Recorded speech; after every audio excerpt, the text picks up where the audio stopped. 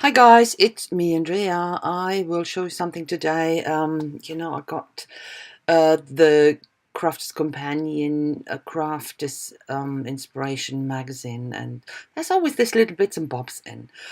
And when I saw that stencil, I thought, yeah, great. I could do some ink blending through it. It's a very delicate one, so it's more for spraying. You have to be very careful when you're working with your blending tools, but yeah, it worked. So what I do here, using different oranges and reds, and I will introduce some pink as well later.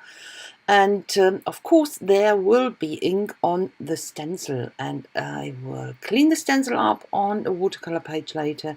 And I have two cards then. Hallo ihr Lieben, heute zeige ich euch diese Karte hier. Ich habe jetzt gestern mein Inspirationsmagazin bekommen von Crafter's Companion, das kriege ich regelmäßig. Und da sind immer ein paar Goodies mit drin. Da war diesmal unter anderem diese Schablone und hat mir dann direkt so eine Idee gegeben, mit Inks drüber zu blenden und dann eben beim Saubermachen, das mache ich ganz gerne, dann gehe ich meistens ja mit den Inks, die sind ja wasserlöslich, auf Aquarellpapier und mache das dann sauber. Und da hast du dann im Prinzip so einen zweiten Abdruck. Der ist zwar jetzt mit diesen Farben sehr, sehr zart, aber sehr schön. Also ich muss sagen, mir gefällt sowas immer sehr gut. Und da hast du automatisch zwei Karten. Yay! Einmal gearbeitet, zwei Karten. Ihr könnt ihr sehen. Natürlich arbeite ich jetzt das ein oder andere Motiv noch heraus, und das mache ich mit bisschen grauer Wasserfarbe, Aquarellfarbe, gar nicht viel. So, das ist jetzt der Positiv natürlich und einmal Negativ. Here you can see the positive and negative next to each other, and of course that's a very delicate image. And what I do here with the grey watercolor pencil, I go over to define some of the motifs, and but only the edge. I go around the edge and then I drag it into the image with my water tank brush. Das mache ich jetzt hier mit meinem grauen Aquarellpinsel. Da gehe ich jetzt einfach nur am Rand entlang und dann ziehe ich das mit dem Wassertankpinsel in das Bild hinein, also in diese Figur hinein. Mehr braucht es gar nicht.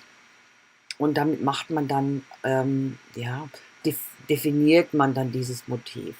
Und so ein paar von den Blumen mache ich hier auch, ein paar von den Blättern, aber das war es dann schon. I'm doing some of this thingy, some of the petals I do as well, and but nothing else. So this is the positive, of course, and what I do, I spray some water on top just to get a bit more the color diffused and activate the color a bit more. Ich habe jetzt hier noch Wasser drüber gesprüht, über das Positiv, einfach um die Farben noch mal so ein bisschen diffuser zu haben, aber auch um die Farbe zu aktivieren. Hier kommt jetzt ein kleiner Rand drum, das ist aber unerheblich, muss man nicht unbedingt machen. Ich mache das halt nur, weil ich da noch so ein bisschen die Ränder definieren will, auch mit dem Grau. Just put some edges around, but only because I wanted to define some of the edges to give it more depth, and not necessarily you need, no, you don't really need that necessarily, but I quite like it, and as I said, it gives me a bit more depth through the whole image. Ich habe jetzt hier nur noch gemacht, um noch ein bisschen mehr Tiefe reinzubringen. Muss man nicht unbedingt machen, aber habe ich gedacht, finde ich ganz gut. So, bei dem anderen, das ist ja noch relativ feucht.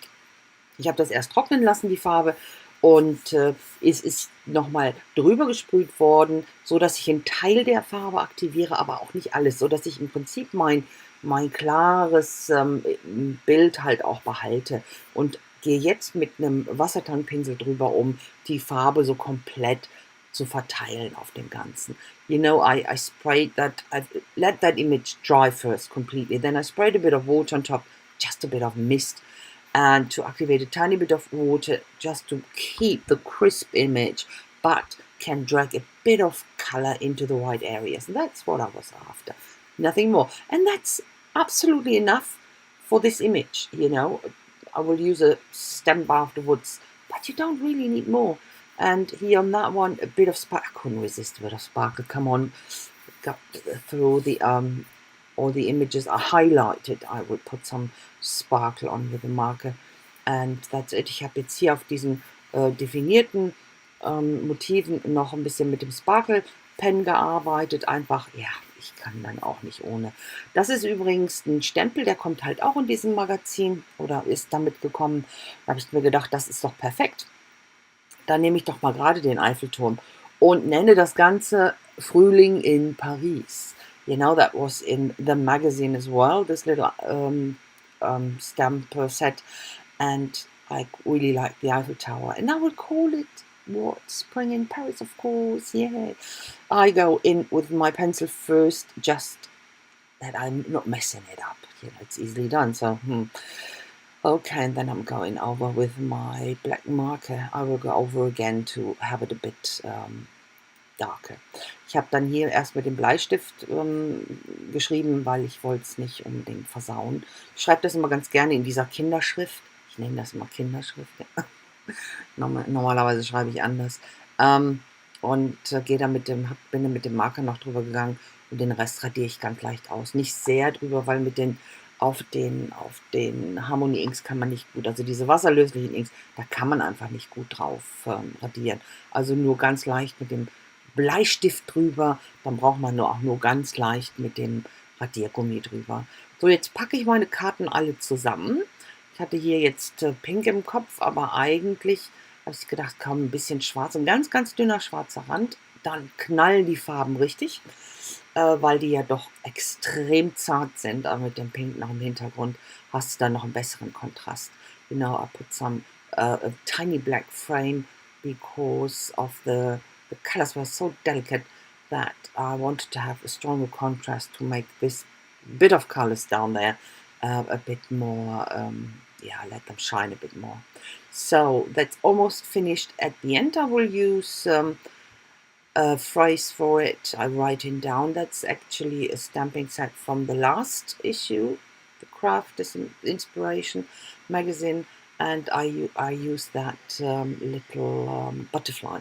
Das ist übrigens ein Stempelset vom letzten Magazin, also vom vorherigen. Da habe ich dann einfach nur den Schmetterling benutzt und schreibe dann drauf Delicate Little Creature, also ein zartes kleines Geschöpf. Und dann packe ich die Karte noch zusammen hier auf Grau. Fand ich jetzt einfach von der Kombination her super schön. Und das war's dann schon. Dann gibt es schon die Close-Ups zu sehen. Close-Ups are coming.